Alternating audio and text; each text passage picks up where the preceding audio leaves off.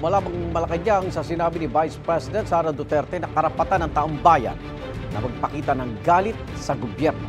Katungod man na sa mga tao nga ipakita ang ilahan, ang ilahan, kasuko, naman tay constitutionally protected freedom of speech and expression sa ato ang gason. So, saktora nga mahibalan namo kaming mga nagatrabaho sa gobyerno kung unsay gusto sa mga tao.